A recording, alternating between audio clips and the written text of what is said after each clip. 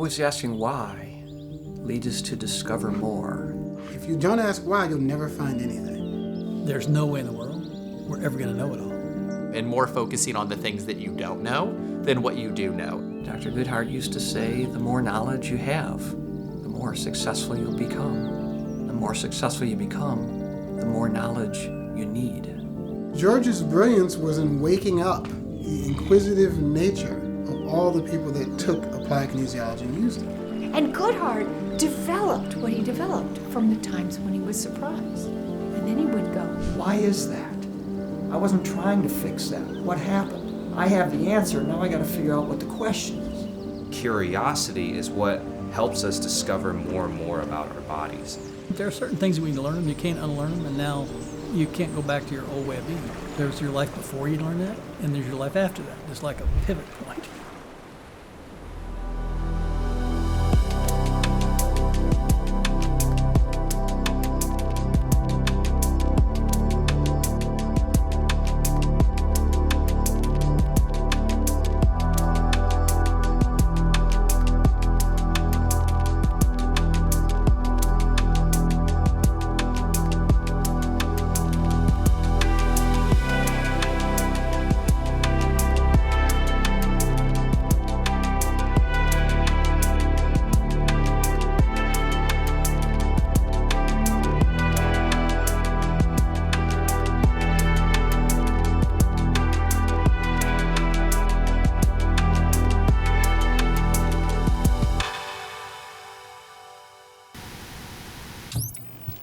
And we started doing muscle testing using the method of Kendall and Kendall, and all of a sudden I saw why people looked like they did. What is applied kinesiology? Where did it come from? George Goodart Jr. was a second-generation chiropractor and was greatly affected by his father's ability to treat patients. His passion for his work, along with his insatiable curiosity, led him to become a pioneer in the world of natural health care. I think the best example of how he looked at things, he was a fighter pilot in the Second World War. What they had to do after 25, 30 hours in the air, they had to pull the engine out of the fighter plane, change the oil, put it back in again. It took a day to do it. And the bottom of the fighter plane had been shot out. So he asked his commanding officer, he says, look, can I put a flap there? We can change the oil in an hour. He said, you can on any plane that's been damaged.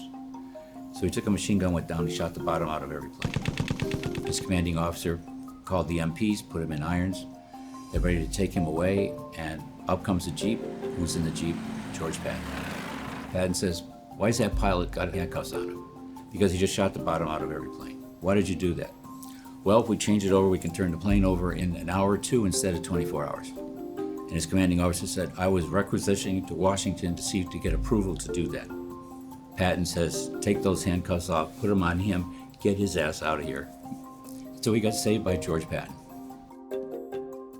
You have to deal with what you see. Fix what you find. That's easy to say, a little hard to do. Dr. Goodart was quite an amazing person. I mean, a brilliant chiropractic physician. He built applied kinesiology on a base of knowing a whole lot of other technique.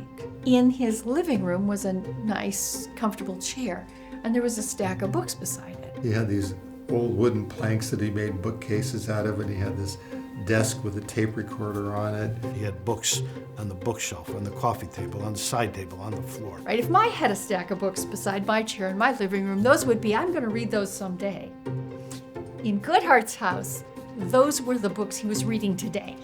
He read every one of them. And he just had that mind to question, why is that? Why does this person have this problem? What is the malfunction? How can I fix it? He built applied kinesiology out of that amazing inquiring mind that he had. Somebody gave him a book and he made a whole procedure out of it. And he also had a photographic memory. That doesn't hurt.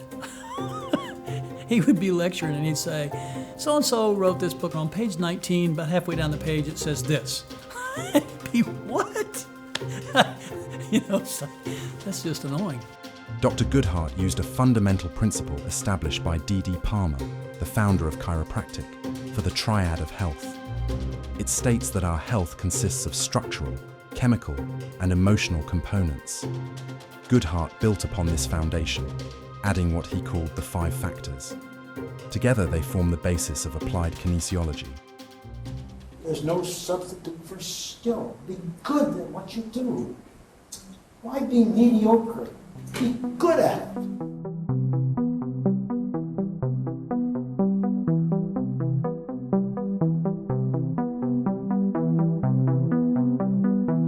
I think there's benefit in mastering any one thing, no matter what it is. Steve Ray Vaughan spent his whole time mastering a guitar. I don't think any of us consider he wasted his life doing it. Sat in his room playing guitar all the time. That's all he did. He didn't waste his life doing it. The mastery was obvious, right? And many people benefited. All right. So when you're doing the punch, where do you feel it in your back? It's not the punch itself. It's the roll. It's the rolling of the punch. So I'm like going up, ducking under. Oh, like your yes, butt, exactly. This movement. That, and I'll it'll be bending at my back, and it's like right in here. So you get moving your back too much more, then you just quit moving your knees because you get tired. Exactly. It doesn't hurt. It's just it just gets out of place, and I don't want to develop a bad back. That's how Floyd Patterson. Cool. That's that Floyd. Push up, push down, push left. I remember him really well. Push right, because he was when I was teenager maybe. Push up. Yeah, brilliant boxer. Push up. Good. Now, would you push your feet straight left for me? Both feet. There you go. Now turn this foot to the outside. A little more. There you go. And push to the outside for me. Now turn this foot underneath that foot. Like that. This my obliques. Push out. These are the various levels of muscles back here. Now push to the right. Turn your foot out. Push to the right. Again. And that one's the one that shows. That's your multifidus. That we can get into that, and that'll get us in here. First of all, manual muscle testing is a tool. So what we do is teach people how to use this tool effectively. But then more than that, it's a thought process. If I find a weak muscle, and I have the 5 factors which we teach, and I understand how the body's sort of put together, then I can use that weak muscle to then lead me into the system and learn to figure out what's going on inside it. And I want to investigate these headaches. From the pattern of your headache, what I really think is it's probably going to turn out to be from MSG, which was probably in what you ate last night. Yeah, I bet. Because it creates a very specific kind of headache that follows the gallbladder meridian. So it'll come up the back behind your ear, across your forehead and your temple, and when it gets really bad, it'll get into your eye. And Exactly. It does get into my eye. Yeah. That's an MSG headache.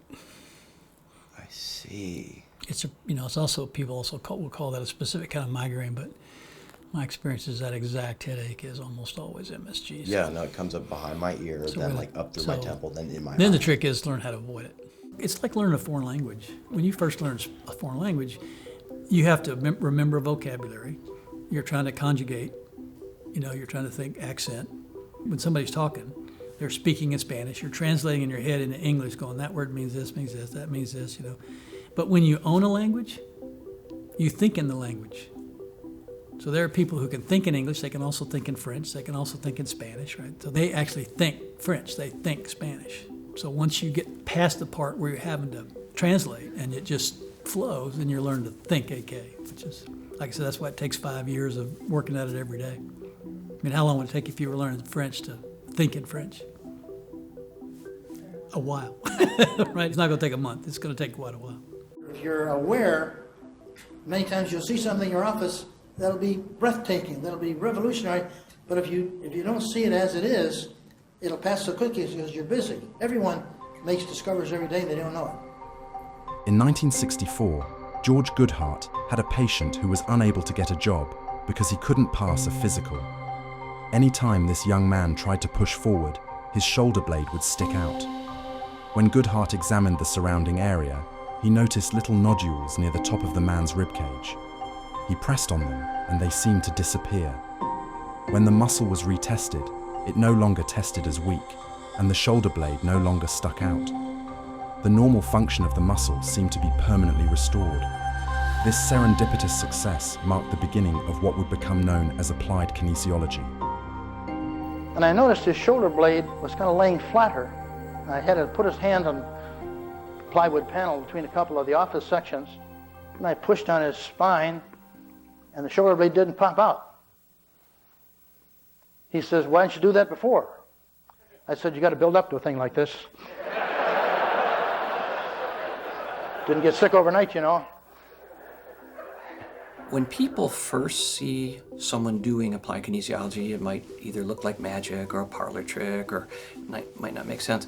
But frankly, when you understand the thought process of it, it makes total sense. Muscle testing is part of a normal examination that a neurologist, an orthopedist, chiropractor, or physical therapist is going to do to determine how well something's working. It's just that applied kinesiology takes it to the next level. The body's designed to respond to a stimulus. If you have a stimulus and that muscle strength changes, then you know that the body's, in a sense, having a conversation with you, or it's responding to a stimulus. Just like if you tap a reflex, you might tap here and your hand goes like that. Stimulus, response. A lot of people think, well, if it's a little weak, then I'll just work out more, I'll lift weights more. But it's not like that. What it is the muscle's just not functioning at its full potential. So people say, geez, I have a trick knee. I'm walking up the stairs and my knee gives out. Well, it's not that the muscle that stabilizes the knee just shut off. What happened was when you were in motion, that muscle dysfunctioned, that segment, and the knee slipped a little bit and it went down. The input neurologically said it's weak. It's a window into a person's body that you can really determine so many things that without that tool, how would I know? You use muscle function response testing to ask the question of the body. Where is it? Why is it? And then you can treat it. And then if you apply the techniques correctly, you know by the response that you did it. There's no guesswork.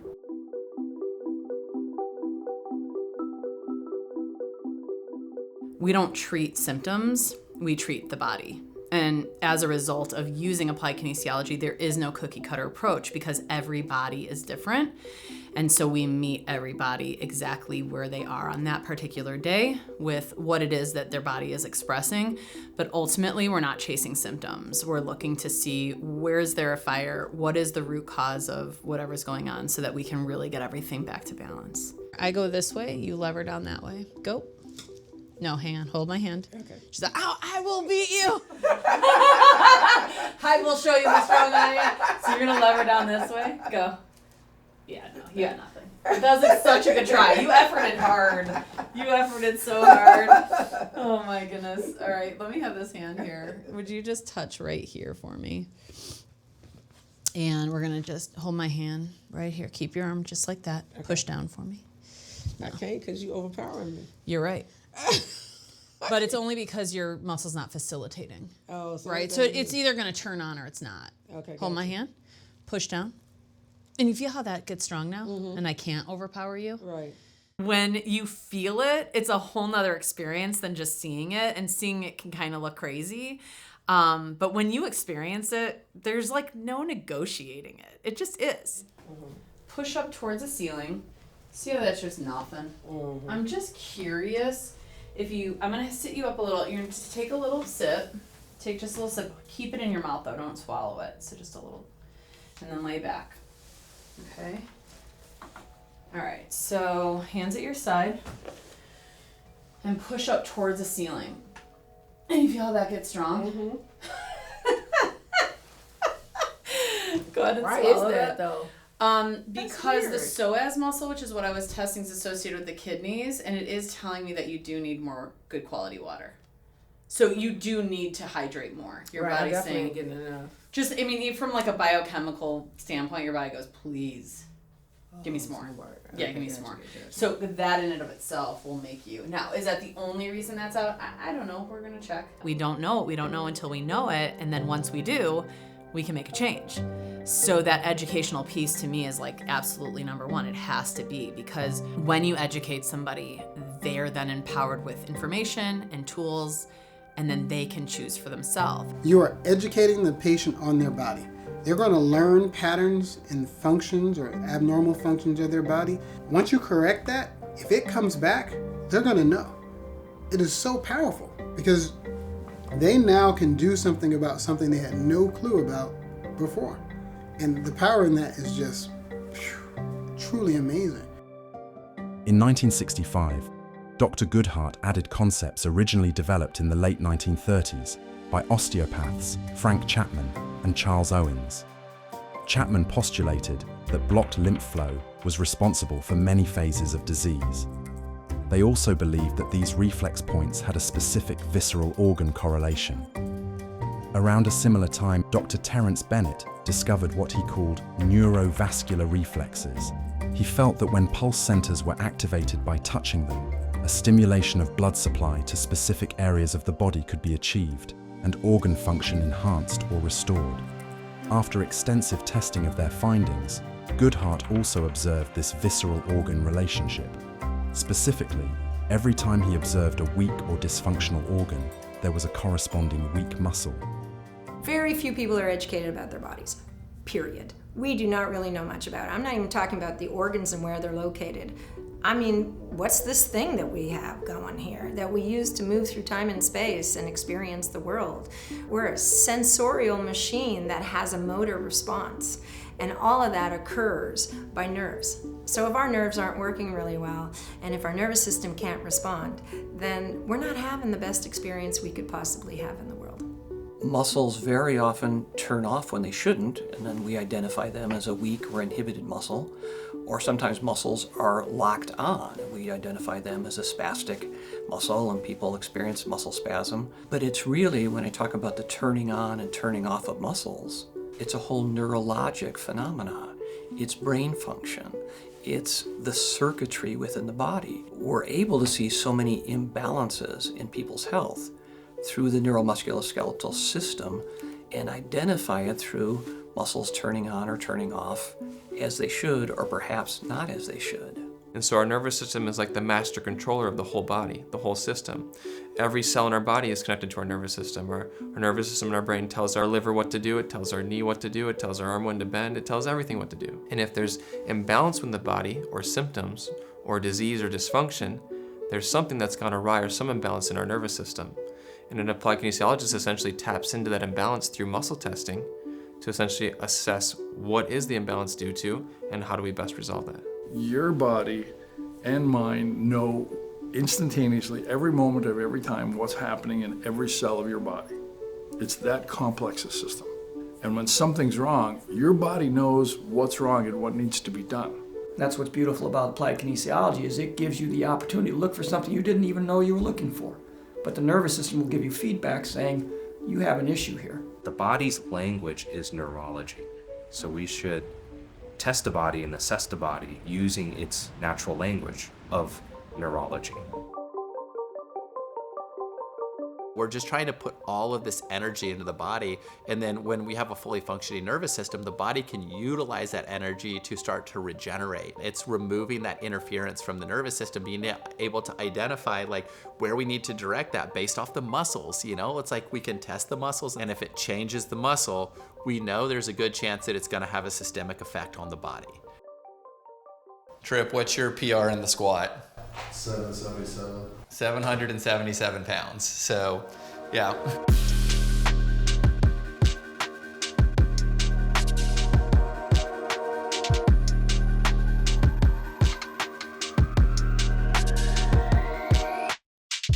Knee to your chest.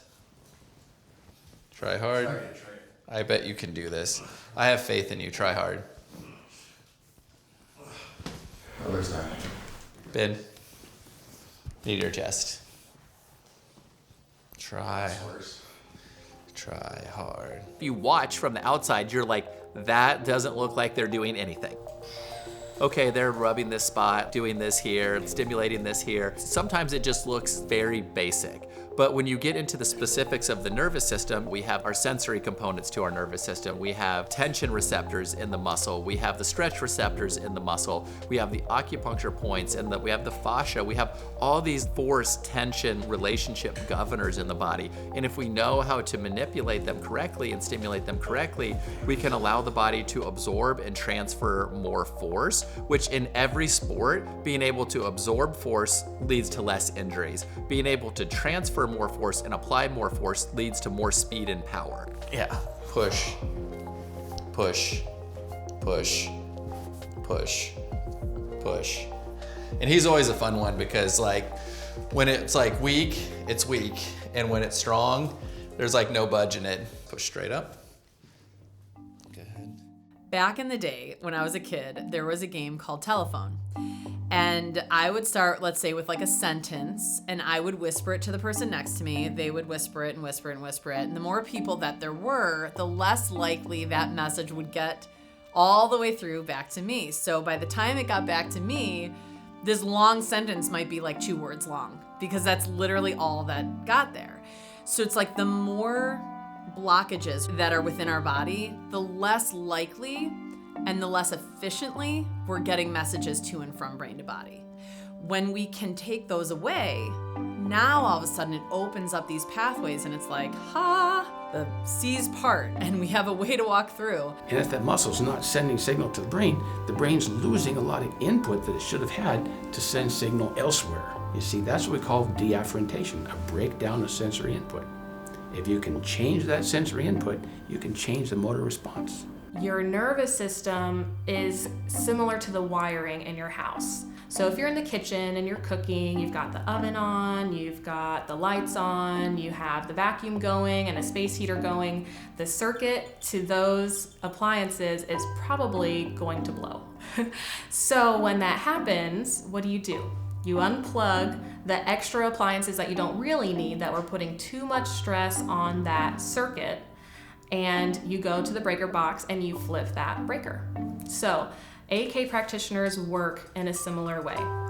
We find a circuit that has had that breaker flipped to where things further down the line are dysfunctional, whether it be a muscle or a gland or an organ. And we find what was overloading that circuit that it flipped that breaker. It's taking facts, which apparently are not related, and then taking another piece of evidence and see if there's a relationship that is valuable in terms of diagnosis, because AK is really a system of diagnosis.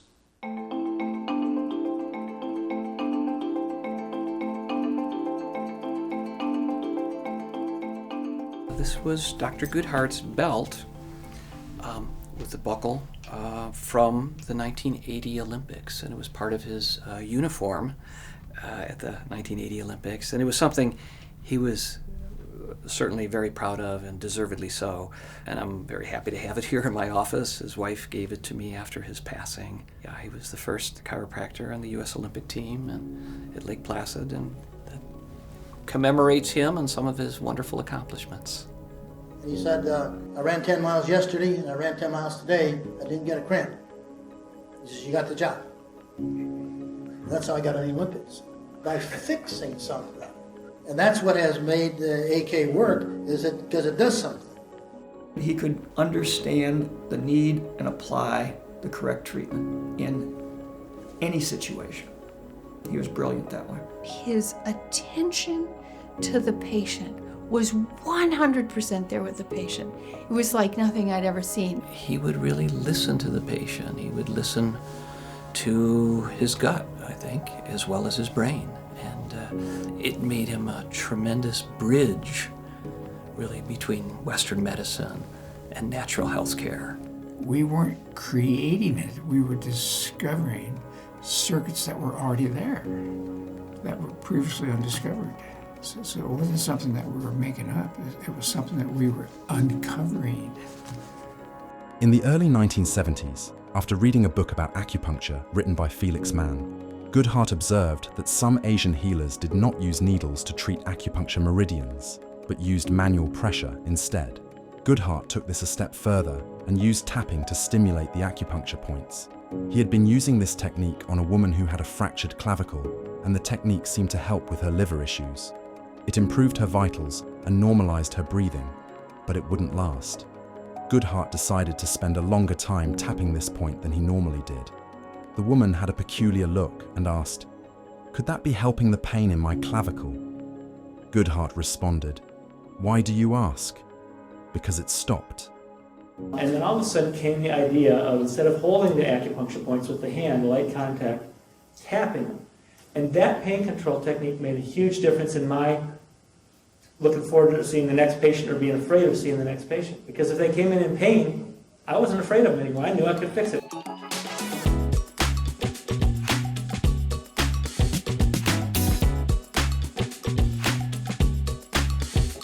Ladies and gentlemen, Will Shield.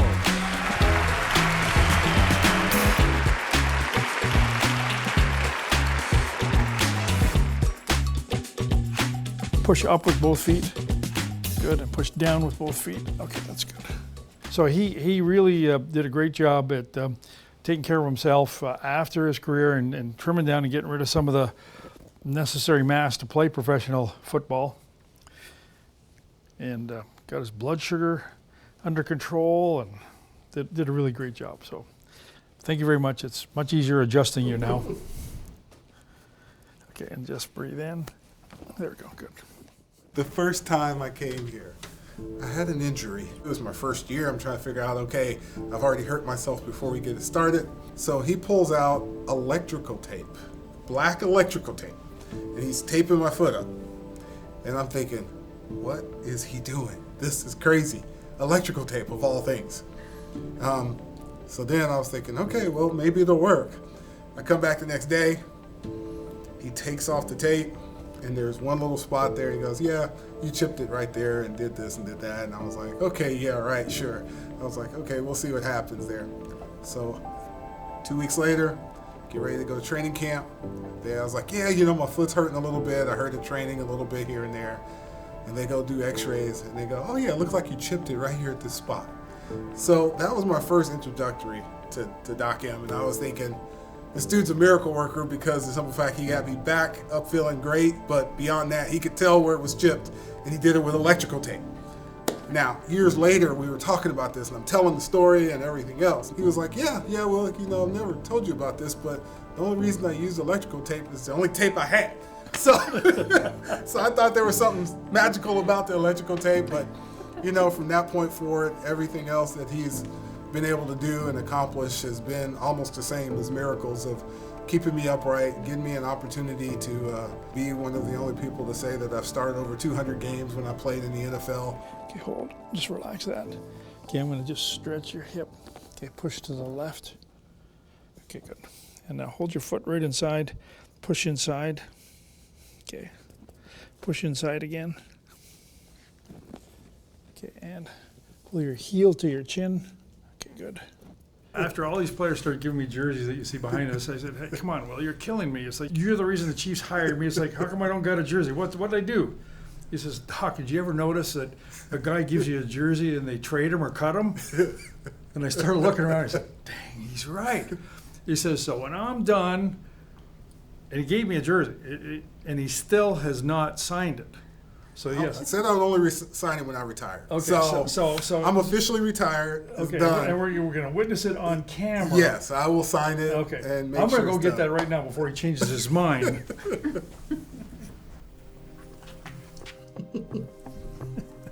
231 because of Doc M. Sweet, 231 consecutive. That's right. Yep. That's right.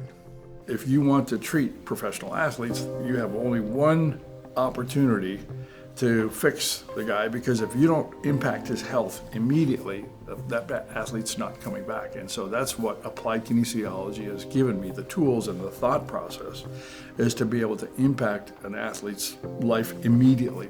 The muscles are the window to the body. And if you learn how they're talking, then you can learn to interpret signs and symptoms going on in the body long before they show up in blood work, long before they show up in any type of lab, long before they show up in any type of imaging. They show up in the pain in the muscles first. We can find patterns, we can find dysfunction way before it becomes a problem, because people just don't get sick one day. You have a lot of people who use blood work who get some really good results, but then you have people who are using muscle testing who usually get the best results. And when you combine the two, you have these practitioners that are around the world that are utilizing both, that can give, in my opinion, the best health care that this planet has to offer. Dr. George Goodart always said, test and then prove. You know, don't use muscle testing as the only test. use your orthopedic test, use your lab test, use other testing to make a full clinical picture.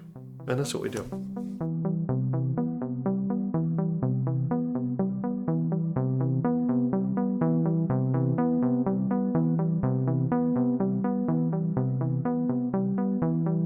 Her belly's doing so much better. Any issues? Every once in a while still, I think it might be gluten. Yeah. So her belly will hurt every now and then. Every now and then. Okay. It's right, just every once in a while your belly hurts. It's not like every day like it used to be. How does it feel today? Good. Probably needs a cookie, huh? The big concern is her skin. Okay. So I don't know if we can pull your pant up high enough to see. It's mostly on her. You can feel it a little bit back here. Yeah, it's rough. But it's really, it gets really, really irritated. All right, let's see. Has your arm been itchy here? Yeah. Yep. Push. So rubbing over that changes it. Good. Let's see where that's coming from.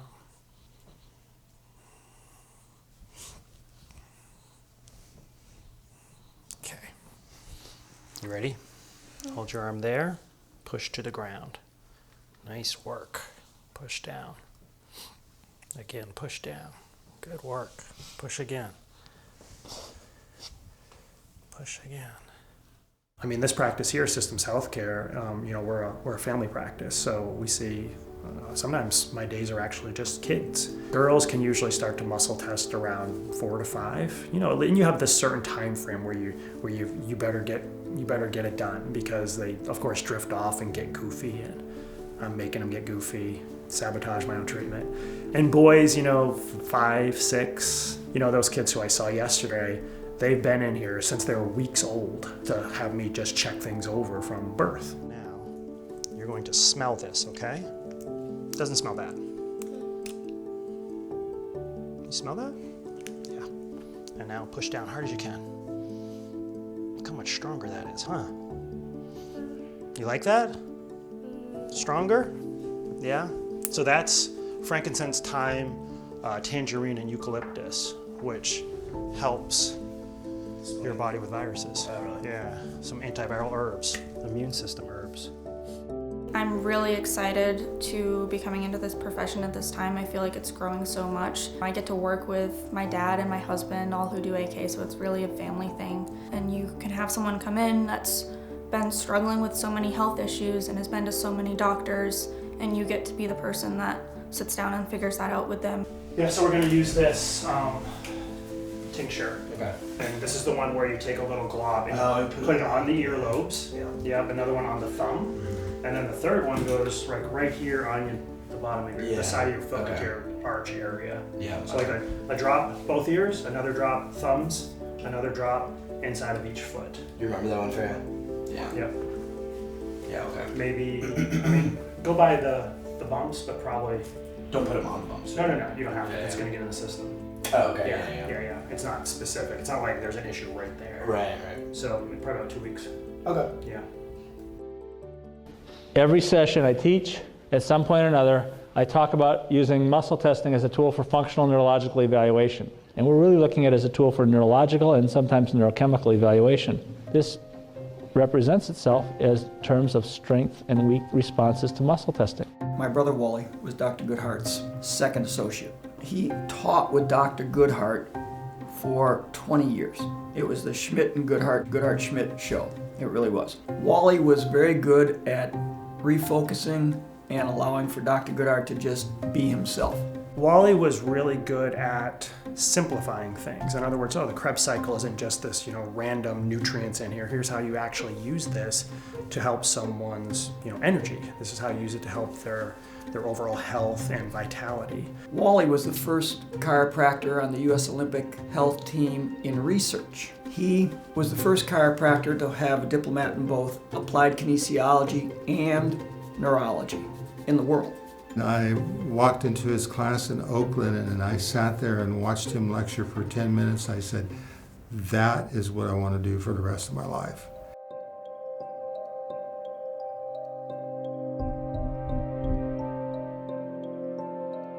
When I look back at when I first started practicing, patients were so simple.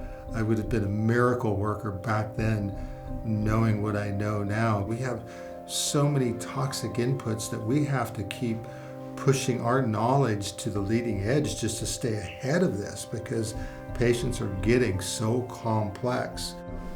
This whole thing started up as me trying to memorize things, because it was in front of my face all day. You just by osmosis you'd memorize it, but then it became entertaining to patients, so I just left it up there because I would change it, leave it up there, but now I just add things to it. I'll write phrases up there that I want to remember, different pathways, and then one of the most entertaining things here is this one here that was written by an 8th grade girl. I never took it down.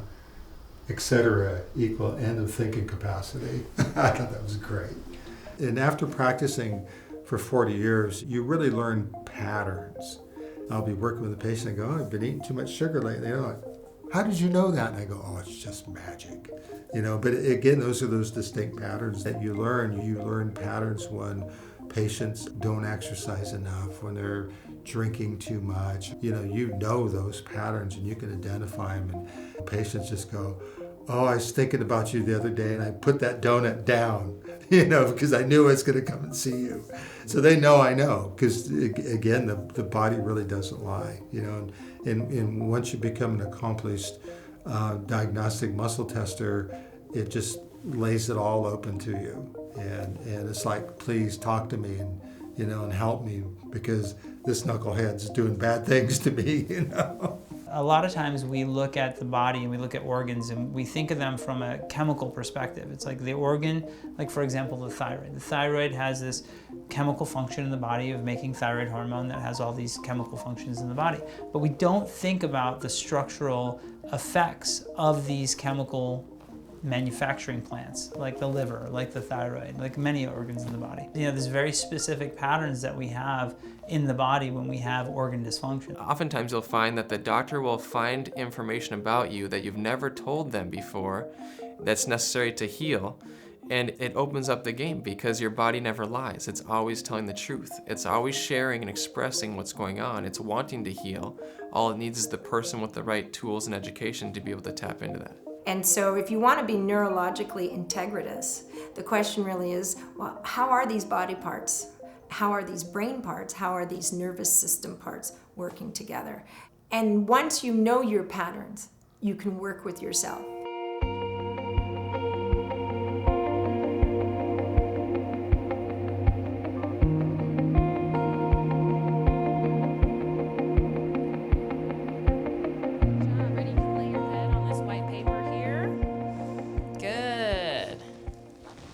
This is the pretzel. You remember this one? Yeah? Do you like this one? Yeah? That's one of my favorites too. You love getting adjusted, huh? Ready? We're gonna pull this arm out here. Great. And you're gonna rest your hands on your belly. Good job. Ready? I'm gonna put my leg on top of this one. Just like that. Perfect. Big breath in. Good. And breathe all the way out. There we go. Good job. That was good. That was a good one. Go ahead and sit up. Yay, good job. I had 2 miscarriages over about 2 years. For the first one, I thought, okay, maybe this is just a fluke. With the second one, I thought, okay, there's something going on. And so to be in this place where you're 25, 26 years old and you think, this should be my peak, I should be having no problems with fertility, and I'm even in the holistic health world, I shouldn't have any problems with this. Is this just going to be something that I deal with and we'll just never be able to have kids? And to feel the gravity of that, and thank God we've been blessed to know some of the best practitioners in the world. And so I got some really great AK treatments and I had to get healthy. And I was under this impression that since I knew all of these things, I knew all of these facts, that it was like by osmosis, I was just going to be healthy by knowing it. But I had to practice it and do it. And I had to have that interaction with a practitioner.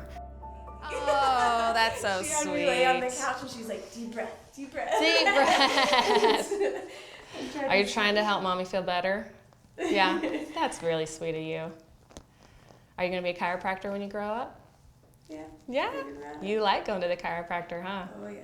Yeah, go to chiropractic school, meet a guy who's in chiropractic school, and then you get free adjustments for life. Oh, yeah. That's the way to do it. It's pretty complicated, but I had a very complex brain injury flying aircraft. In training, you take turns flying, and at the time, the person that I was flying with did a hard roll to the right when they should have gone left, and I was leaning into it, and I banged my head into the canopy doing about 7 Gs, 6.5-ish. And it's normal in plus 6 Gs to kind of black out a little bit.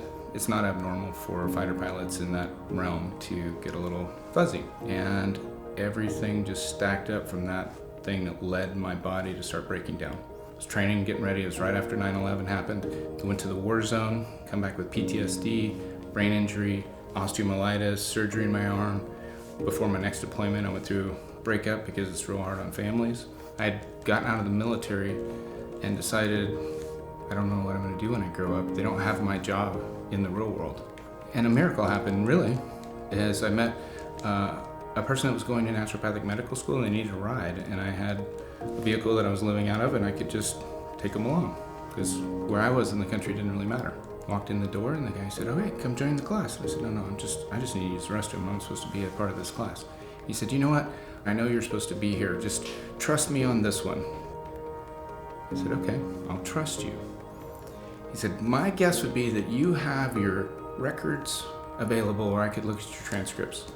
I said, "Well, I'm living out of my car. Yeah, I have everything." So I pulled the transcripts from college, and I was able to start in that class.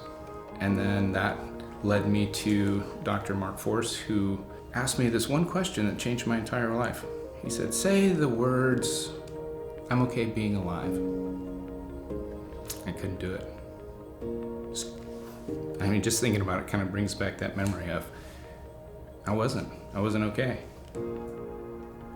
He got me okay with that, and then proceeded to treat me and get me through the transfer from a naturopathic school to my chiropractic school, and allowed me on this adventure to become the doctor that I am today. So that was 2011. Let's see if he's ready to sit up tall. Sit up big. Sit up tall, bud. Sit up big. So this is a fairly integrated nervous system of a 5-month-old. Thanks to AK, we have, a beautiful marriage with my husband, who knows what would have happened with that if we hadn't both gotten healthy in our own ways. We have 2 beautiful boys who I totally attribute to AK. They're our AK babies, and God willing, we'll have more later on down the road. And it's just been a really all-around healing journey for Adam and me both. And it's been very humbling to be the practitioner, but also to realize I need to humble myself and be the patient and be able to ask others for help and have that practitioner look through a different lens, because when you're so close to the problem, it can be hard to see what exactly it is that you need to do. And so sometimes you need that practitioner who has an objective view of what's going on. And one of the blessings that's come out of all of this for me has been, as a practitioner, I've been able to help so many women who struggle with infertility, because I had to investigate what are all of the things that could be going on. We really should have a waiver to sign when young women come in as patients, is beware, you might become a little more fertile, because we've had so many women who, once they get healthy, the body knows what to do. So you get real time, real information in the room, and it sends the person in a positive direction every single time. There's no trial and error anymore. It takes the guesswork out of it. And so as a result, the healing journey becomes much more purposeful, much more positive, much more encouraging for the patient, much more empowering, because they're not stuck in a circle of trying things, failing. Now they have built a foundation to build off of, and they have a trajectory that's positive. We're here to push you to a higher level and help you reach your health potential. Sometimes you run into situations where you need a more aggressive approach, like an emergency situation would be what I'm talking about, and then medications and things will come in handy for that particular instance. But they're not a way of life. What I'm talking about is a way of life, because we can tune the body, find the right diet, get the muscle to work, keep it working, and keep you happy.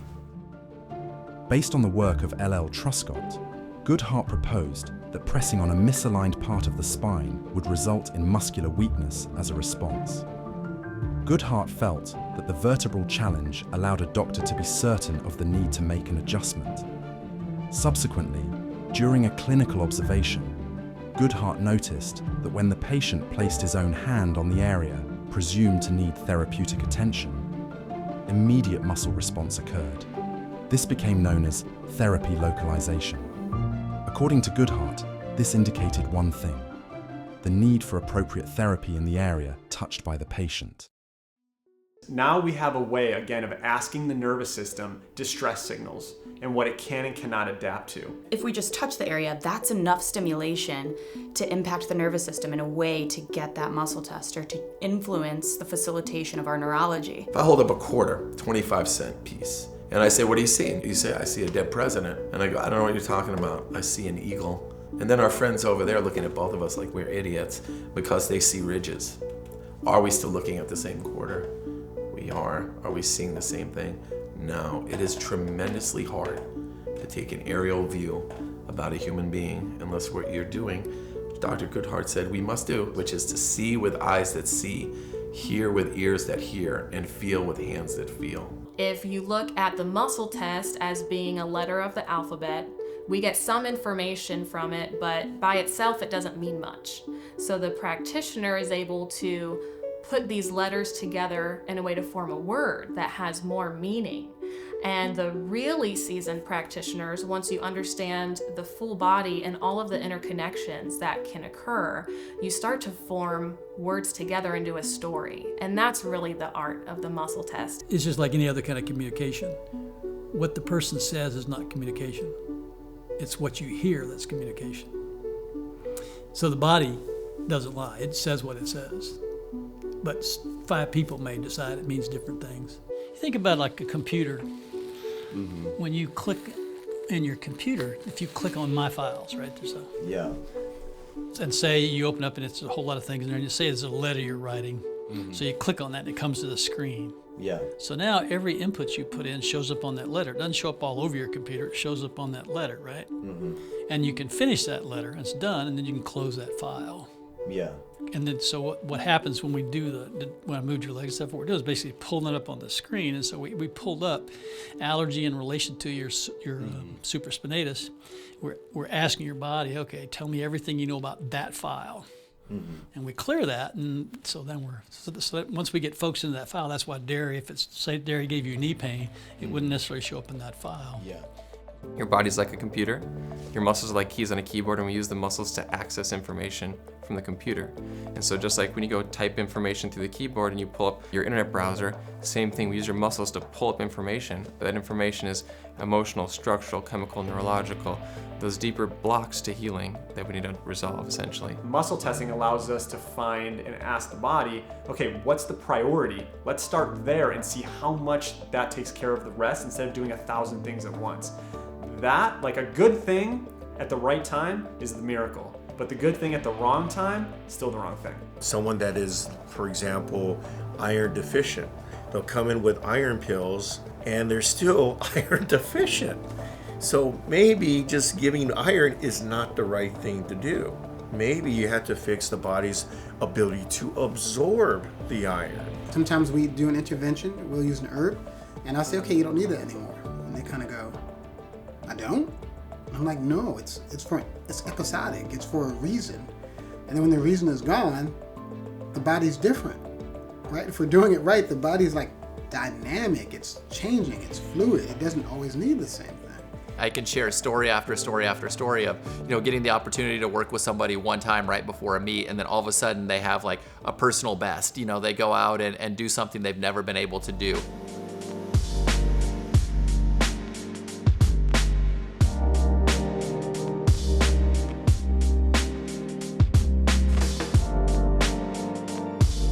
On front squat, he actually front squat like 40 kilograms more than he did like ever, which is 90 pounds. Like, you're already a professional athlete on an Olympic team, and you just squatted 90 more pounds than you've ever done before. They do all their work, we reset all the muscles. He does all the work, we reset all the muscles. And it's consistency over time, right? It's not like one big effort over like a short period of time. It's being able to consistently train hard like week in and week out and recover from it. We'll see what happens this year, but it's like, we've always managed to get it like and knock it out and get it to where we need it to. So it's always good that way. So yeah.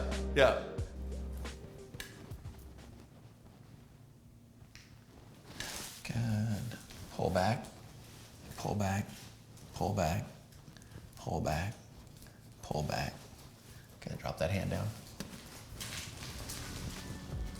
I was a senior at the University of Texas. I had actually just come off of the NCAA championship.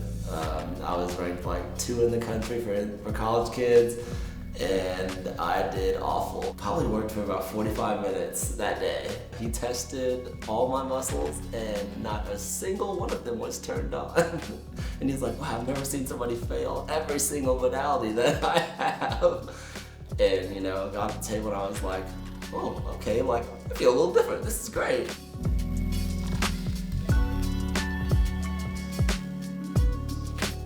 First day of the Olympic trials came around. I took one jump and made the finals. It was like, oh, okay, hold on, wait a minute. Considering I had just come off of like one of the worst performances of the year, it's like, okay, well the finals are tomorrow. He's like, all right, we're gonna do this, get back on the table, does some more stuff right after I get there, and he looked at me and he's like, you're ready. And I'm just like, yeah, he was right. I ended up getting 3rd at the Olympic trials. I equaled my PB, and I think I jumped my PB actually 3 separate times in that competition. If you can find the little advantage in the little things that nobody else is looking for, that's really where you can take somebody to the next level. And especially these athletes that are at the highest level, right? They have the best coaching, they have the best training, they have all the best things around them. So when we combine what they already have with a technique where we can get so precise with what we're doing and so dialed in, we can give them so much more access to their body. But most of them are still only functioning at about 70 to like 80% of their normal capacity. So when you go in and you give them a treatment and you give them access to some of these muscles that may be inhibited, it's a game changer. Muscle testing is a tool that we use in applied kinesiology, but applied kinesiology is really the lens and the framework in which we view your body. And we see everything as connected. Like when I see someone's knee, I don't see their knee, I see their adrenals, their small intestine, their large intestine, their gallbladder. And when I see that, I see, okay, there could be resentment issues, there could be lost and hopeless issues, there could be feeling vulnerable issues. So right away, an applied kinesiologist looks at the body and sees things on structural, chemical, and emotional levels. And we're always looking through that lens because all of that is fair game and all that is involved at all times. And you can't affect one of those aspects of health without impacting another. Most of the time it's not one cause, it's multi-causal, it's multifactorial.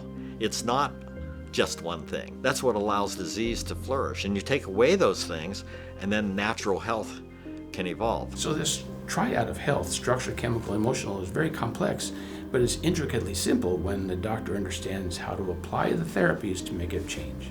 And that's the secret of applied kinesiology, because those muscles don't lie. They're going to tell you what's going on. It's up to the doctor to understand, is this normal or is it abnormal? And how can we test it to find out its abnormality? How can we test it to find if it's working properly?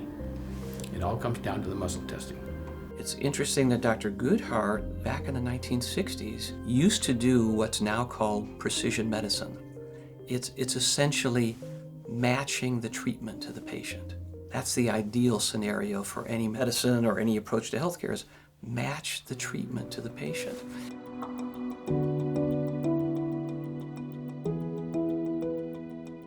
So sometimes you'll feel tight because your blood sugar levels are unstable. You'll feel like you need to stretch or you won't feel very flexible.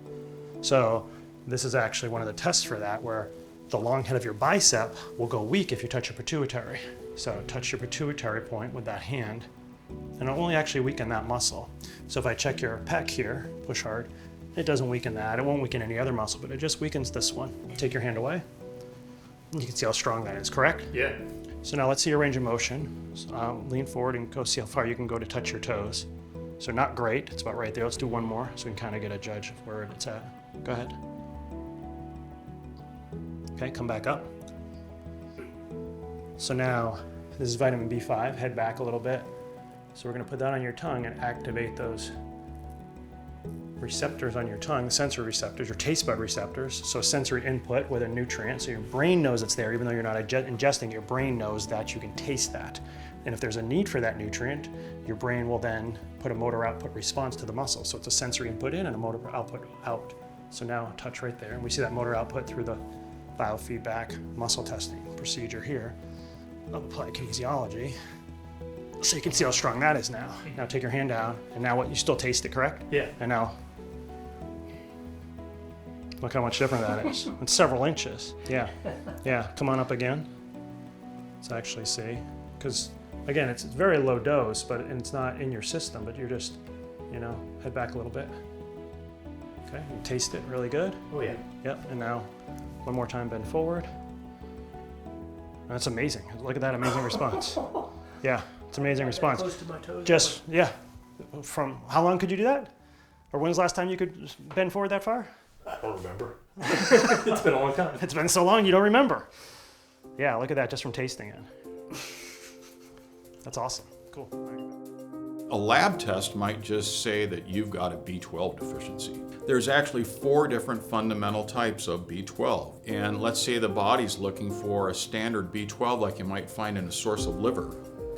But what you actually have is a synthetic form of B12, and it's slightly different than that. Well, it's not going to bind with that receptor. I usually have people on 3 to 5 things for not that long of a period because I really only want to give something to someone if it muscle tests like everything in it is great for that person. If there's 80% good and 20% bad, that 20% can rule out any benefit in a lot of people. So that's what I really believe in muscle testing and how it allows me to figure out what to give each person specifically. So there's a little bit of illusion out there that you just take this one herb and everything's gonna be okay. Probably not. You really have to figure out the person's constitution, what their body's doing, what it's not doing, what it's made up out of. And then, once you have the constitution, you'll get a good outcome. When you use nutrition and applied kinesiology together, there's no guessing about whether the nutritional supplements we're using are going to make a change. It's just a matter of how quickly that change is going to happen. Herbs are powerful when you add those correctly and properly to applied kinesiology. It's hard to lose. The question of asking why, and then the question of asking when to do what.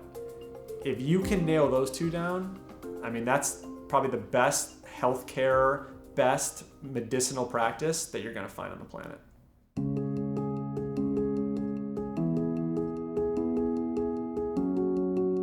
It's all a journey, and it can suck a lot.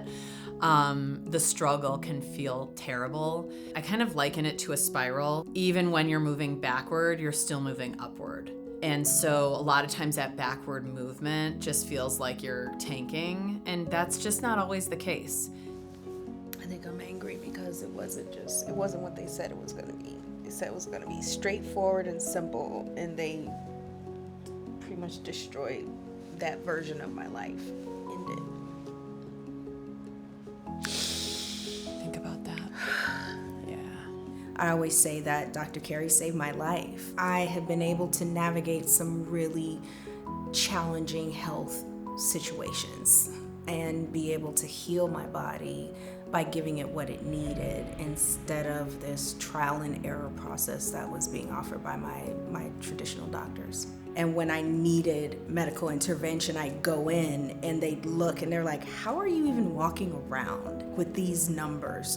Typically somebody with these numbers wouldn't be able to get out of bed. What Carey has been able to do is to help me bring homeostasis to other systems inside of my body so that they can handle the compensation for the parts that were weak. And I wouldn't have felt confident doing alternative medicine in conjunction with traditional medicine if I didn't have that medium or the tool of applied kinesiology to help me distinguish between what do I need more of or less of. It would give me a narrative to what I was feeling in my body that I didn't have any language for. So there's so many tools and so many ways that applied kinesiology opens up a dialogue that helps you to discern, how you want to move forward. I always felt like in some ways Dr. Carey was talking to my body and my body's telling her everything that it needs and she can get it for me, in ways that I never could. I think that having that kind of relationship with your doctor, it builds trust and it produces the result that you need. Your body communicates to you through symptoms. That is the language our body uses, right? And unfortunately, sometimes they're quite uncomfortable, but it's my job as the doctor to act as the interpreter, right, of what that language is trying to tell you. And that's where applied kinesiology comes in, because it helps you understand the language. Are you right-handed? Yeah. Yeah. Squeeze together.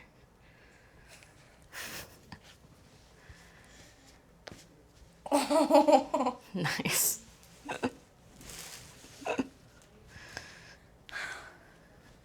Whoa, that's definitely the best wrist crack I've ever had. That was huge. Squeeze. Good. Squeeze. I can guess what's going on with you, but your body's going to tell me. I'm always like, man, I don't know how people practice without muscle testing. Like, it is complex to learn, but then it actually makes your life as a provider like way easier.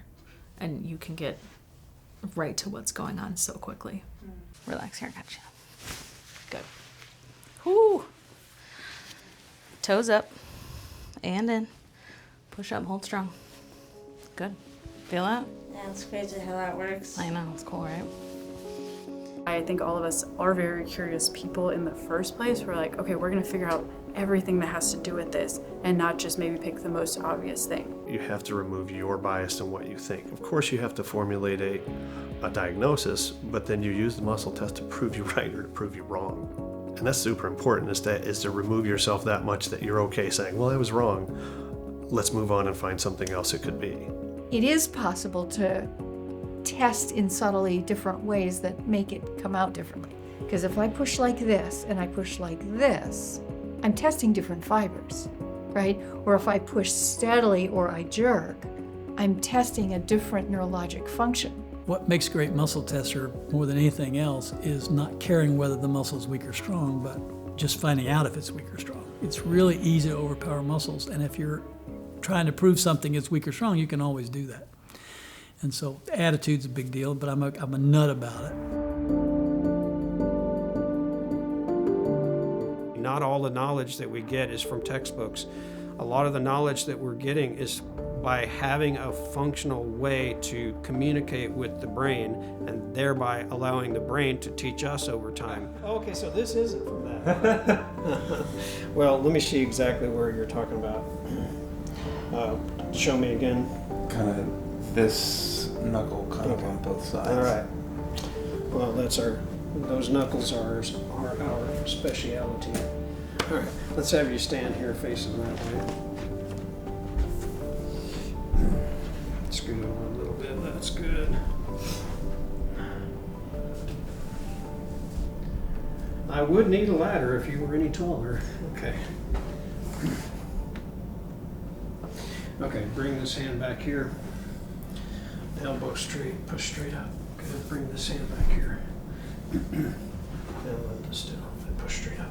Originally from the 43 or so muscle tests that were developed by doctors Kendall and Kendall to help evaluate polio patients in the early 1900s. We took those tests, we greatly expanded it, and created all of those hundreds of muscle tests that we use. All of my mentors and their mentors, they created all these manual muscle tests. This is just running a flag up the flagpole and see who salutes, just trying to make sure that his core muscle function is the way it should be. Push both legs to the right. Good. Push to the left. And so what we're trying to do with athletes always is, number one, prevention. We're trying to get them to a point where their pelvis and their cranium and their spine and their TMJ are in neutral again, and they can perform from that starting point. All of the things that we do add up to increasing human performance.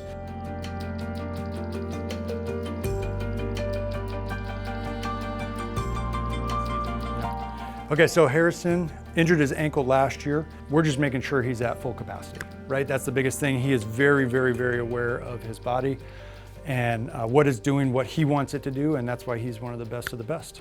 So we'll just start checking everything and find out what we find. You're gonna pull the outside of your foot up to your face.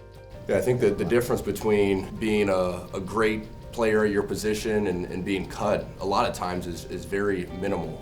And the saying is your best ability is availability. So being able to show up every practice, every game is huge. And we always talk about how we don't want to let any of the little things become big things, you know, because then once you have a big issue, now it's really affecting your practices. Maybe you're missing games, but if you can stay on top of it and address those small issues, then you're going to be available, and you know that's going to lead to hopefully performing well on game day. There's a high snap, he drives it through. That is now 9 consecutive makes from outside 50 for Butker. I could spend a half hour with him and do minimal adjusting, but it's his education on here's what you need to do to warm up, here's what you need to do to cool down. And it's that prep work that helps him and get his mind wrapped around it rather than just let me adjust you and go home. One thing that's really kind of blown me away is I'll have an issue in one particular spot, but I'll come in and they'll tell me that it's a completely different area of my body that's causing that issue. And I think I probably just sleep a lot better at night, you know, knowing that there's a solution to different issues that I have, and it's not always a big, massive, you know, injury. It's just these small things that need to get tuned up, and getting answers to those issues makes me feel a lot better. And so we're trying to prevent that overuse, over-injury, and then actually get him to whatever kick he needs, whether it's in game 1 in preseason or the game-winning kick in the Super Bowl.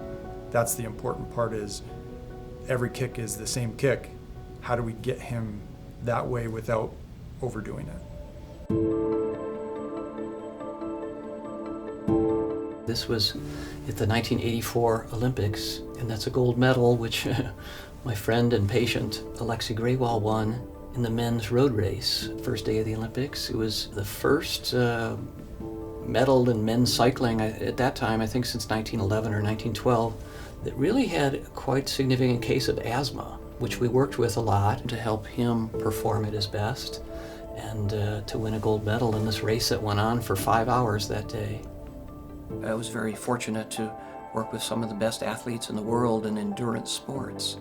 And I learned through weeks and months and years of working in those situations that the key thing is don't let the parts break down. Healthy aging is really more than a metaphor for endurance sports. It's healthy aging is keep the parts working as well as possible, as long as possible. One of the big emphasis of my practice is longevity, and not only living a long time, but living a long, healthy, functional life.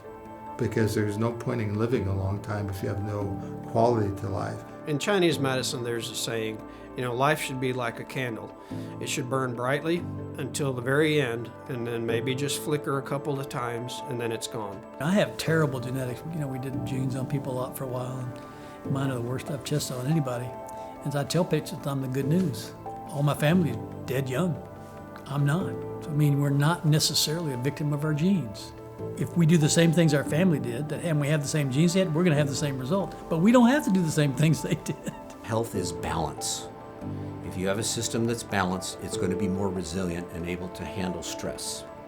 So if your body's out of balance, then you have something that's going on too much and something else that's going on too little. How do we recognize that imbalance, and what do we do about that? If we raise the function of the body, we strengthen the terrain of the body. We make it more resilient to all the things that aren't just happening, but the things that are coming. They'll be better able to do what I call be healthy, rather than be in disease care all the time. And making that shift is very important, because again, if we don't understand the big picture of what we're trying to do, we're always going to be like mowing our lawn to get rid of our weeds and think our weeds are gone. They're not, because we've never gotten to the root of anything. See, that's why muscle testing was so valuable. We were able to correlate an organ-muscle relationship, which was a little bit tenuous in the beginning, but came fairly constant. And then we could take and use the muscle testing to correlate lymphatic reflexes, vascular reflexes, nutritional reflexes, spinal fluid reflexes. So it became a system of diagnosis, which happened to therefore have a therapeutic outcome. AK is growing big. When I was started in AK Club, there was 3 kids that were teaching it and 4 kids that would go to club. By that time that I left the club to graduate and to start my own internship, we had 7 officers and we had 50 kids going to club. And now it's even bigger than that. So it's getting bigger. We want to help people get well, and we're gonna do it. So when you're looking at a strong muscle and then you're changing a sensory stimuli and then you're seeing a change in a muscle, a lot of people think that it's a little bit challenging to explain in science, but the reality is that science understands that you have stimulus, integration, motor response. That's always the loop that's occurring. Can you hold right there? Good. And then we can test, say, that muscle. We can test a lot of the muscles.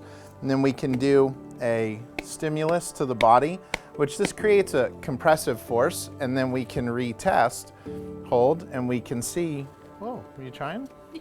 All right, hold that one more time. Okay, and she actually, her leg deviates out when she does that. So she has a hard time integrating that information, and you could imagine that if she was a runner or a different type of an athlete, if she's not able to respond correctly to these ground reactive forces, then she runs a probability of getting a knee injury or a hip injury or some other type of injury. So we would want to correct that.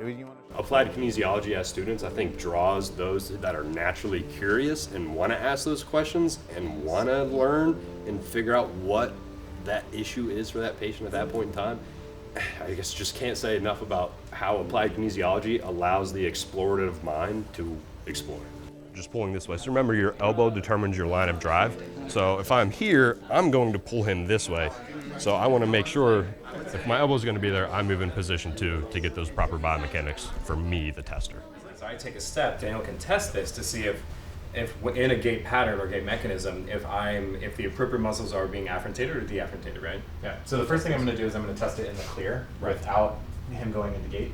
When we started the chiropractic program, I didn't realize how many people didn't know about applied kinesiology, right? Like what Dad did was my version of chiropractic. That's what I thought chiropractic was. The depth that we go isn't always what people are expecting or isn't what they've been exposed to. So we have to start with our basic sciences and understand that. I call it the ologies, cardiology, endocrinology, and they all work together. But when we start to work with these systems as a whole, it brings about the wellness of the whole being. Through muscle testing, we have one of the most powerful tools in real time. We can do other forms of testing. I mean, all of us as chiropractors graduate with the ability to read CT scans, to read MRIs. We can interpret labs. We can do all those other things. But to assess the nervous system in real time, that's so powerful in being able to get to the root cause of what's causing chronic healthcare conditions. So at Club Day, I always explain, like, you know, if you're coming into your chiropractor or coming into clinic and you keep getting the C2 adjusted, we can keep adjusting the C2, but until we find out what's causing your C2 to become subluxated, you're just gonna keep getting that same adjustment every time you come in. So is it emotional, is it chemical, is it structural? We're gonna find that out. Students come in and you can see in their eyes they're just overwhelmed, like, oh my gosh, I'm never going to be able to learn all this. I'm like, look, AK is a language, and when you learn each individual muscle test, that's like learning words, and you just got to learn the words, and then you can eventually start putting them together into phrases, and then you can start speaking sentences, and then you look over at Dr. Ellis and he's having full conversations with the body through AK, and it's the coolest thing you've ever seen, and it takes time. It takes time and it takes practice. If you want to become an ICAK doc, it's just not chiropractors, it's naturopaths. There are many medical docs that are AK docs, and there's many osteopaths, there's even dentists. But that's one of the other really cool things about AK, is that it is truly interdisciplinary and it is truly international. So there are physicians of many types who are using these AK tools for what it is that they do. Coming out of the intervertebral foramen, there are 5 factors. As you well know, a nerve, and then there's a blood vessel, then there's a lymphatic vessel, then there's spinal fluid, and then there's something called an acupuncture puncture meridian connector. There are 5 factors in the IVF. And that led to the concept of applied kinesiology. The only constant, as they say in the universe, is change. Things will always change. And there's things that we don't know yet that we will be doing differently, and we will be using applied kinesiology to help us figure that out. My great-great-uncle would treat patients in the early 1900s, and it was 2 minutes, 20 seconds. Well, I don't know if that 2 minutes and 20 seconds treatment would work as well today as it did in the early 1900s, because we as a civilization have evolved from films in the 1940s and the 1930s and their behaviors and their actions and what they've done to where we are today. There's an evolutionary pattern on that. We're not the same people. We can't treat conditions the same way. I don't want you to get back to your old self. You go back to your old self, you're just going to get back what you got. So I like people moving into a new state. I like people getting better. People look for business coaches and they look for all these things to get to the next level. But if they don't have the foundation of a good health, it doesn't matter what you want to do in this world. You just can't do it. It doesn't matter if all you want to be is a good mom, or you want to support your family, or you have these wild dreams to travel the world or to have a fantastic business. None of those things are possible if you don't have your health. Your body has all the answers that you're looking for, and you can find an AK practitioner who can help you decode that information that your body has and translate it into something meaningful. George used to say, those things that exist persist, and those things that persist exist. And AK works. So it'll persist because it works. It's just going to keep going. I still am blown away. It's crazy that I can test someone's muscles and find information about them on structural, chemical, and emotional levels. That's kind of insane, right? But the reality is that it's true, it works, and it's a gift. It empowers every person to realize that you are in control of your body. You are in control of your health. There is hope no matter what you're dealing with, no matter what you're struggling with, that there are things that can always be done. Be curious. Like, what's going on? Why is my body telling me this? Miracles happen here every single day with almost every single person. And I get surprised every time it happens because I don't expect it, but I also know the brilliance of the human body and how it can guide a session, and knowing what I know, it usually guides us to a really amazing place. Anybody's watching this program, I would say don't give up hope.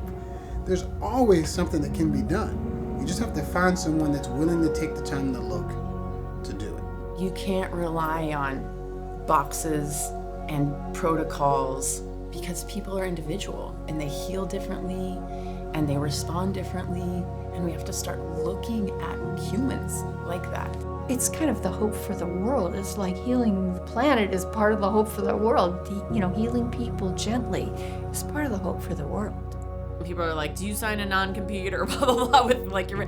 No, if 12 people opened next door and across the street, they would all be busy doing this work because it gets people well. Like, people don't have to live hopeless and helpless. Like, they can get well. The goal is to restore and maintain normal function to the body for as long as possible. That's what healthcare should be. That's what healthcare is. And that's what applied kinesiology is and thrives on. And applied kinesiology cannot remain the best kept secret in healthcare.